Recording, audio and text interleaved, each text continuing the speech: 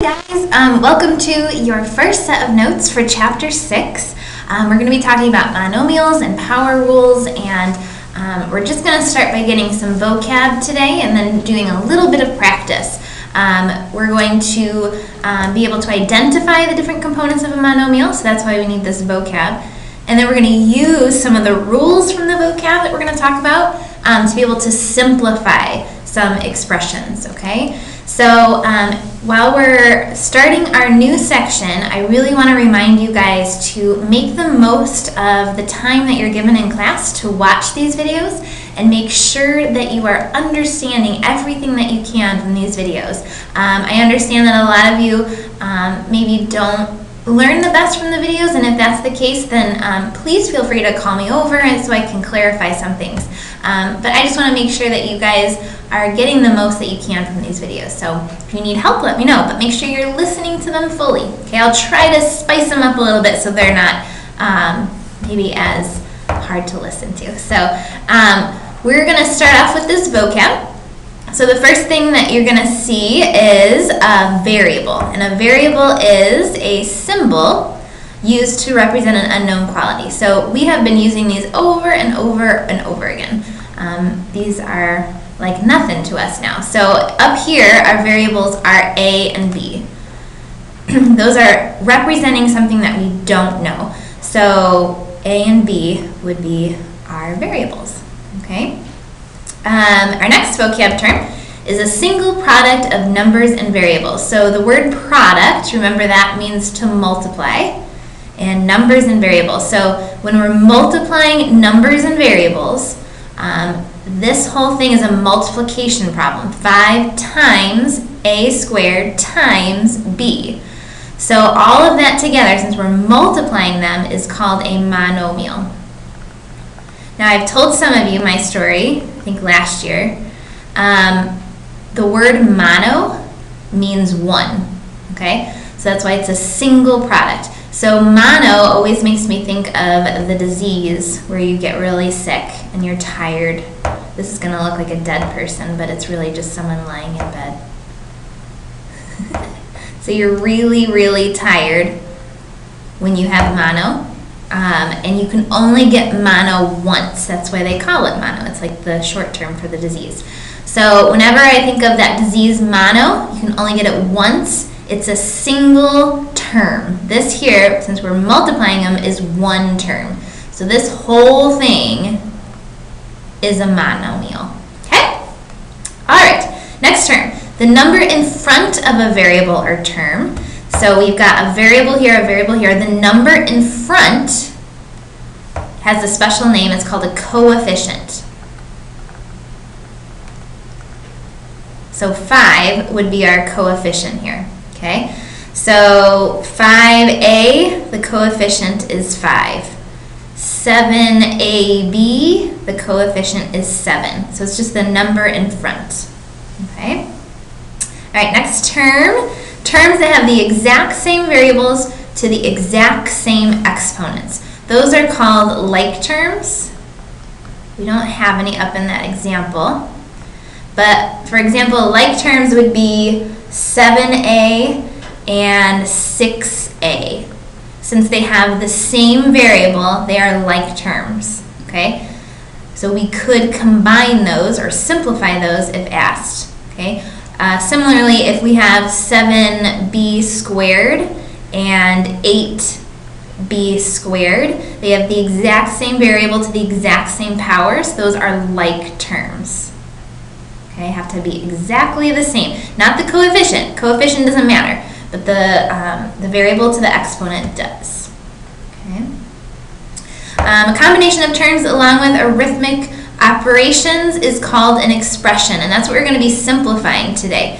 So an expression, notice it's very different than an equation. It doesn't have an equal sign in it. You're just simplifying. You're not going to be able to solve these today. I'm so sorry. You'll probably want to because you're so good at solving, but you're not going to be solving today. You're just going to be simplifying, okay? So an example of an expression is 5a plus 7b squared plus 9b minus 10.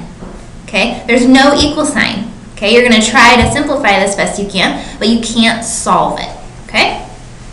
All right, and then our last thing here, you don't have to write anything here. Sorry about that. All right, so let's go back to this monomial up here real quick before we move on. Remember, this is, actually I'm going to ask you guys to just kind of recap what each of these things are. So go ahead and pause the video and answer those questions. All right, once you've answered those questions, a couple more things. This is a coefficient, remember. These are our variables. This little term right here, which you don't have a vocab for, but you should know that this little guy right here is our exponent.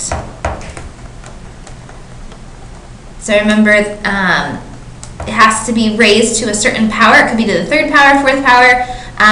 But this term right here, where it says a squared, a would be the base for the exponent. The exponent is only on the a. It's kind of like a cheerleader when you have a base. So it's the girls on the bottom that are holding up the other girls. So a is holding up the exponent of 2. So the 2 doesn't go with a 5, it's just with the a.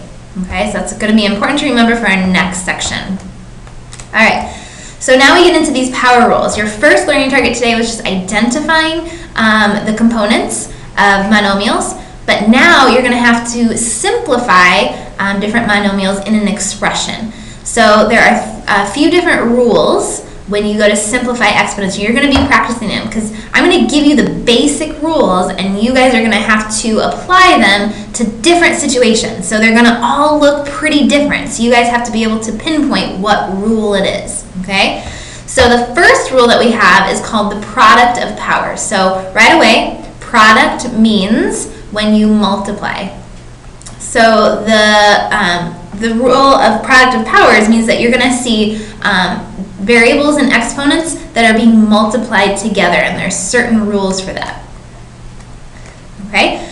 So the rule when you are multiplying powers with like bases, so that's why we just talked about what bases are. X would be the base for each of these exponents. So since they have a like base, same thing over here, we have an x and an x. Those are like bases.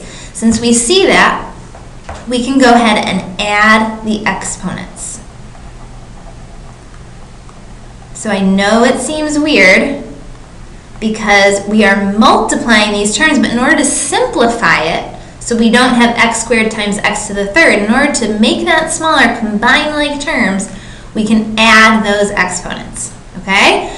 So, to show you what this looks like, since we have like bases here, we have x squared times x to the third power, we can add those exponents. So we can add 2 plus 3 to combine those, and we get x to the 5th power. So this is a simplified version of this expression. All right? So this one's a little bit more crazy because you've got 2 bases, 2 variables. So you got to find those like bases. So we have x to the 4th and just x. So I want you to think about what would the exponent be for this x. Remember, it's not 3. This is the cheerleader holding up this exponent. This has a whole different exponent. So x to the 4th times x to the 1st. You can't see an exponent there. It's the same thing as x to the 1st power. So you have x to the 4th times, remember 2 parentheses next to each other mean times, x to the 4th times x to the 1st. We're going to add those up and get x to the 5th. Okay? We're not done though. We still have the y's. So this y is all by itself, so I have a 1 there. So y to the 1st power times y to the 3rd power, and that's going to give us y to the 4th power. Okay? So this is a simplified version of this. All right? You're just combining those like terms. Got it? That's our first rule. All right, next rule. Power of powers. So powers of powers are like when you take a whole monomial here, x to the 2nd, and you're going to raise it to another power. It's like you've got double powers, okay? Kind of like the Hulk. No? Bad joke? Sorry. All right, so x squared to the 3rd power. When you see a power to power, you're going to take, you're going to multiply those exponents together. In order to simplify them, you're going to multiply the exponents.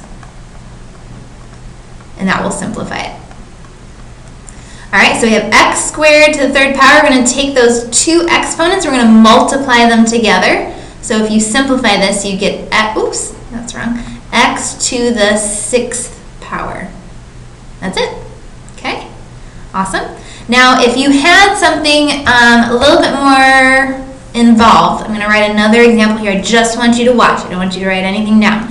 If you have something like 2x to the second y to the third, okay, a little bit more involved. If this whole expression was raised to the third power, here's what you would do. Just watch. You don't have to write anything down, but you will have to do something like this.